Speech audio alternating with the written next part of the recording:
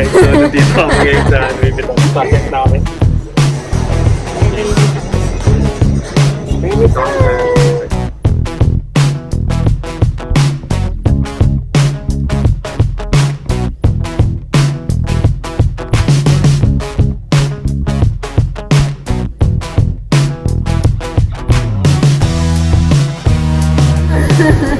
Walang kainan ng 2 buwan.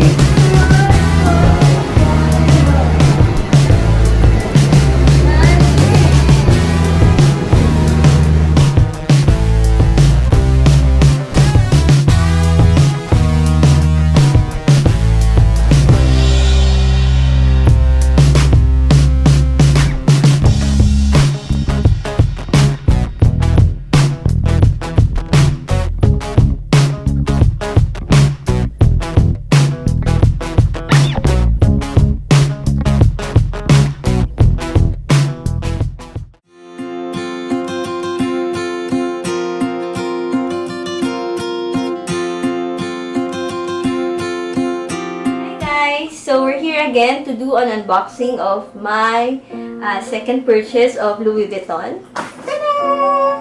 So here, ano ba?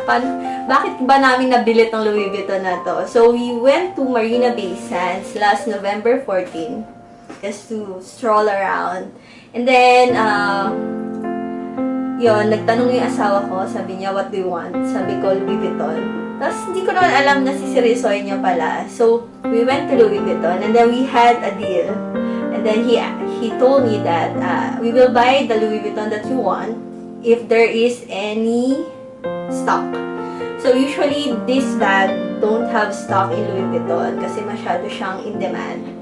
So, we just tried our luck kung meron. So, we went there and then I asked the SA, do you have this bag? And then she told me, I will check. And then, 2 minutes later, bumalik siya. And then she showed me this bag. And then, this bag is not the one that I wanted because it's a way expensive than the other one. So, I asked the other one. There is a stock of that bag also. So, nilabas niya yung 2 bag. So, edi nandun na. Hawak ko na yung 2 bag. So, I'm choosing between the two. The cheaper one or the more expensive one. So I'm torn between these 2 bags. And then asked my husband told me that I should take the second one kasi okay din naman siya. And then I remember what my sister said kasi meron siya nitong second bag na to. And then she told me that it's not advisable to use the second bag because meron siya na-experience niya na kung paano dalhin, paano gamitin. So then, still I cannot decide. So, ang ending, ayun, kinuha ko itong bag na to. So, let's open this. Let's see what's inside. Okay, so also this bag, it's not planned. Hindi namin pinlano na bilhin. Talagang biglaan lang, parang out of nowhere, bili tayo Louis Vuitton. Gano'n na siya katinde, no? So, yun, actually, nung una pa lang, gusto ko naman talaga itong bag na to. But then, syempre, kailangan mo rin, may priorities ka, so hindi naman lagi dapat parang bili ganyan.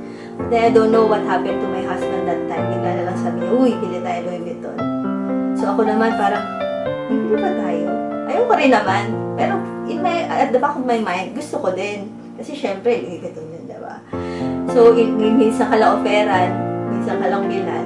So, grab mo na yung opportunity. Pero may guilt pa din. Kasi syempre, savings niya yun, ganyan. So, let's start unboxing this. So, here's the box. Sobrang laki ng box niya. Pero yun, yung thickness niya manipis lang. Oh, so this one.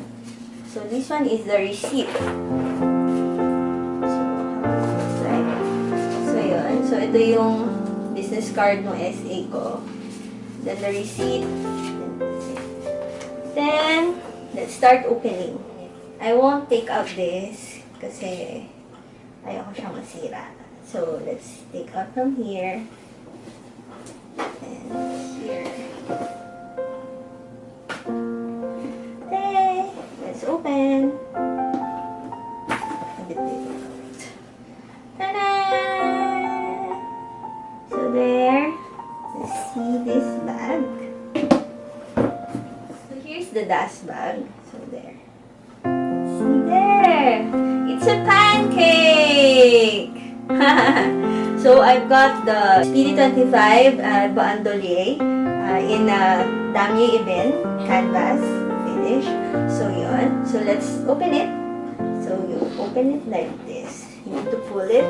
And there, here it goes. So cute, right? So the one that I'm telling you, or the second bag that I'm choosing, it's the one without the strap. So my sister got the one without the strap. That's why she's telling me to take with the strap. So there, as you can see, this one has a 2 zipper. Let's open it. Then here is the strap. And then here's the lock. So I show you the lock and the key. And there. Have 2 keys for this. So I think I'm not gonna put this kasi ayoko siyang magasgas. So I'll just keep it inside. So there. And then the inside of this bag is red. The interior is red color. And then there is a zipper. Zipper there. So I'll show you the strap. Here's the strap. So the strap has 3 parts. 1, 2, and 3. So you can use this as a crossbody bag and a shoulder bag. So let's try it. Let's try it. Actually, I bought a bag organizer. So the use of that bag organizer is to make your things inside organized, since it's very spacious inside. So that organizer has pockets, so you can put all your things neatly. And of course, to make this bag to have a body, as you can see when I press, it's getting folded.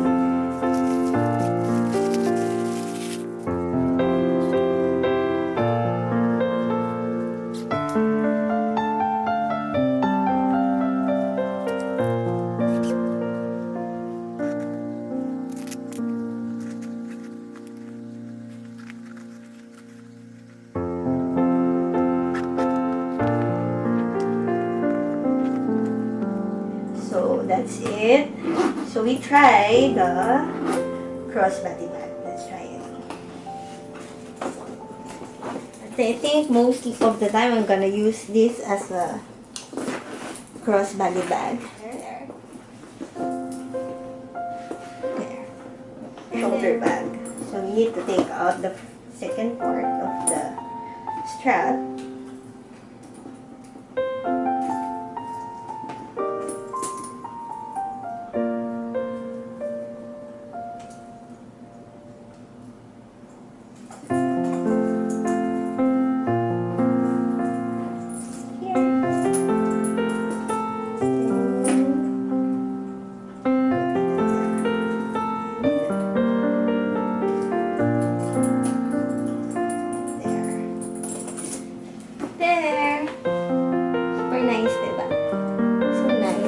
Also nice to use it as a shoulder bag, and of course you can use it also as a handbag.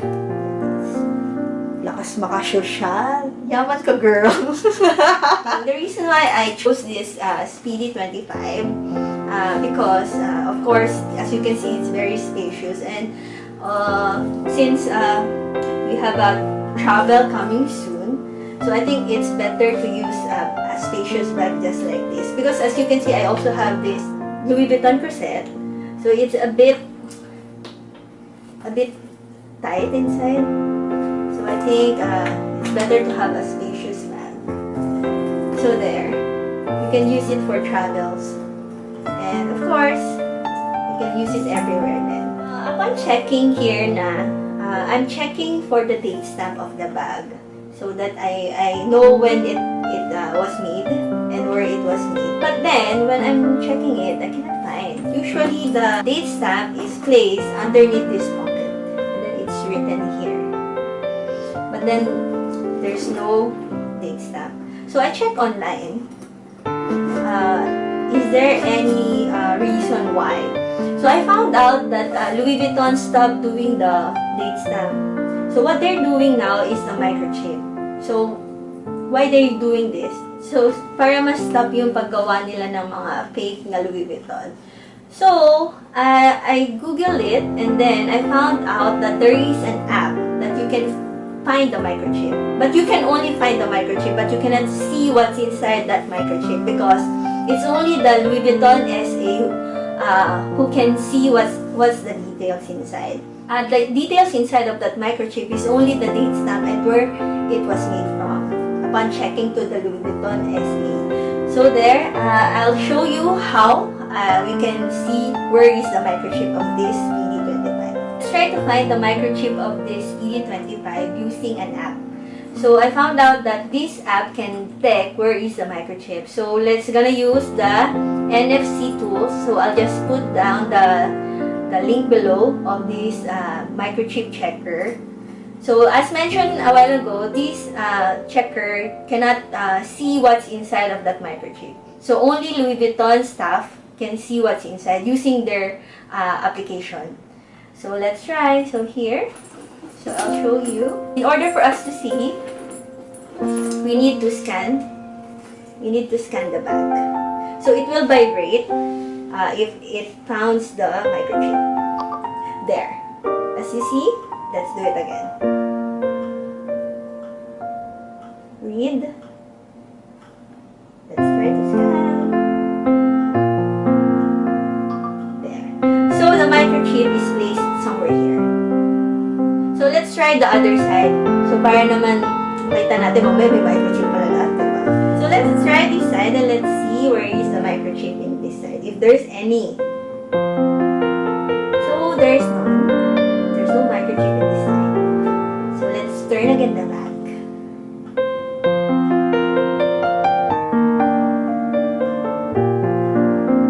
Oh no.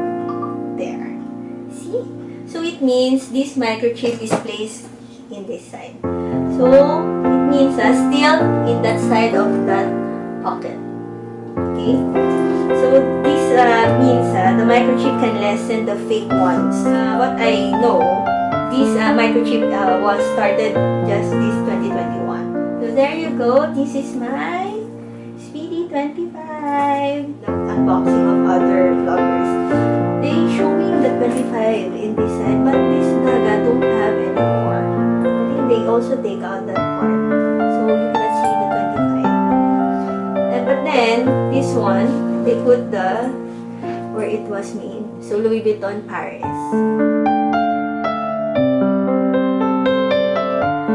Since I wasn't able to scan this when we bought it, so we will try to visit Louis Vuitton to scan for me, so we will know what's inside of that microchip, the details inside, and also for me to know when this bag was made. So I hope you like my bag. So this is my second Louis Vuitton.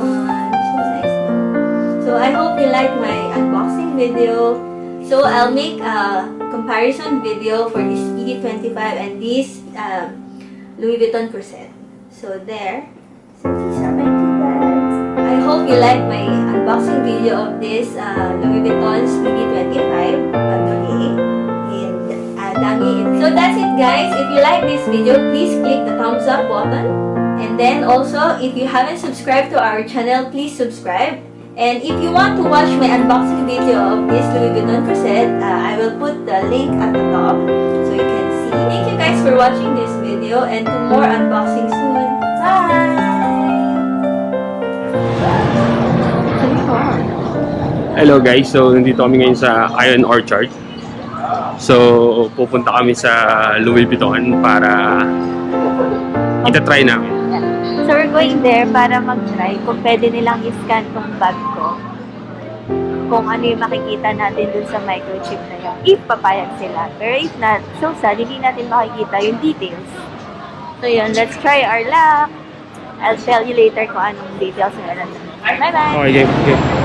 So guys, nagtanong ako dito sa Louis Vuitton Orchard. So I asked them, is it possible if they can check my microchip sa bag ko? But then, Sadly to say, they cannot do it because it's very private now. So, internal lang daw yun for the staff ng Louis Vuitton.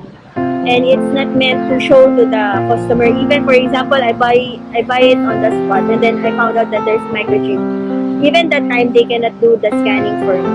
Kasi, it's not essential to see the date code. Actually, yung date code daw is, parang sinasabi nila is, para sa kanila lang daw talaga. It's just that yung mga tao is naging aware of that. Kaya tinitignan lang din nila. Pero it's not, how to say, it's not mandatory to know about the date code. Ganun. And then, sabi nila, ginawa nila yung microchip na yun is to stop the replication ng mga Louis Vuitton ng mga fake. So, yun. So, Which is, ano ba yun? Type A, gano'n ba yun? Class A. Class A. Meron tayong mirror. Yan, may mga ganun. So, ginawa nila to para ma-stop na yung mga replication ng mga fake na Louis Vuitton. So, that is so sad, hindi natin makikita. It's just that madedetect ko lang. Even me, I don't know when was the bag was made. So, yun. But pero alam ko na made in France siya kasi nakalagay nga dun sa bag. But then the date stamp, wala. Walang date code dun sa bag. So, yun. Bye!